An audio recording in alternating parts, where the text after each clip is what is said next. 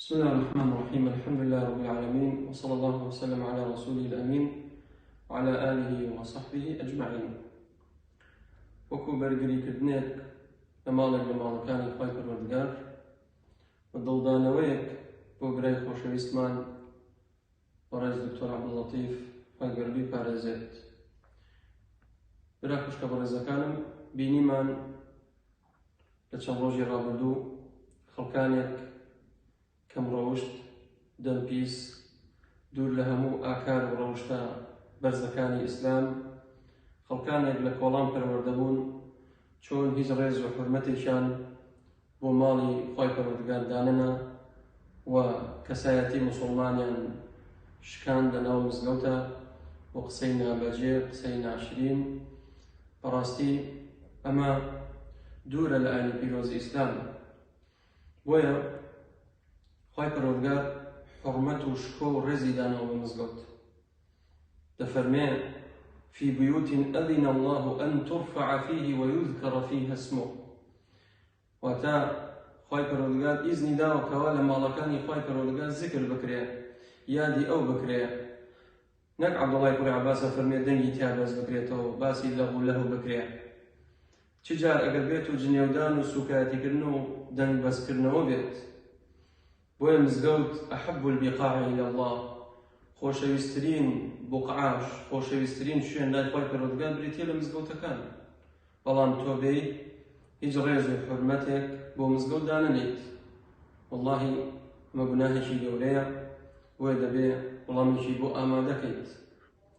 وەروەها ئەو پرسیارە زۆر لە مێشکی خەڵکایە، ئایا دروستە خەڵکانێک ئاوا دەمپیز بن، جنێوفرۆش بن، ئەهلی بیدع بن، ئاژاوەچی بن، لە ناو مزگەوتە دەربکرێن، هەروەکو چۆن بەڕێز دکتۆر عەبدوڵڵەتیف کردی، خوای گەورە موفەقیکە. لە وەڵامدا دەڵێن بەڵێ دروستە ئەگەر کەسەکان حاڵیان وا بوو، چونکە پێغەمبەری خوا صلی الله علیه وسلم بۆ خۆی فەرمانی کردووە. ابن هیشام لە سیرەکەیە باسی دەکات، دەفەرمێ پێغەمبەری خوا علیه الصلاة والسلام هاتە ناو مزگەوت، کۆمەڵی منافقی بینی خەریکی ئاژاوە بوون. فەرمانی کرد بە سەحابە، فەرمووی هەر هەموویان دەرکەنە دەرەوە. ئەوە بوو هەنێکیان بە قاژ ڕاکێشران، هەنێکیان بە دەست ڕاکێشران، هەنێکیان بە ڕیژ ڕاکێشران. بۆیە پێغەمبەری خوا صلی الله علیه وسلم بەو شێوەیە تەعامل لەگەڵیان کرد. بۆ چونکە زەرەریان هەبوو، بوونە مای خراپەکاری، ئەفکاری پیسیان بڵاو کردەوە لە ناو مزگەوت، نیفاقیان بڵاو کردەوە کە خوای تەعالا فەرمێ في قلوبهم مرض، نەخۆشییان بڵاو کردن لە ناو مزگەوت. بۆی پێغەمبەری خوا صلی الله علیه وسلم فەرمووی دەریان کەن. وبگرە ئیمامی مالک ڕەحمەتی خوای گەورەی لێبێت کاتێ محاضەڕەیەدا بۆ تەڵەبەکانی، پیاوێکی مبتەدع هاتە ژوورەوە پرسیارێکی کرد.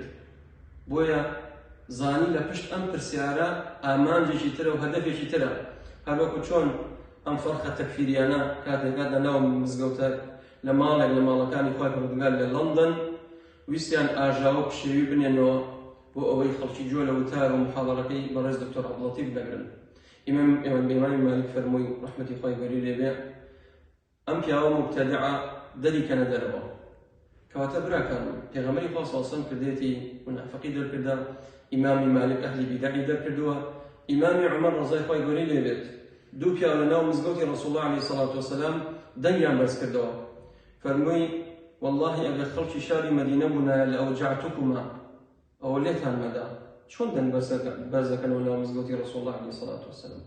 کەواتە دەبێ حورمەت و ڕێز بۆ مزگەوت دابنێن، نەک جنێو بدەین، نەک سوکایەتی بکەین، نەک قسەی ناشیاو بکەین.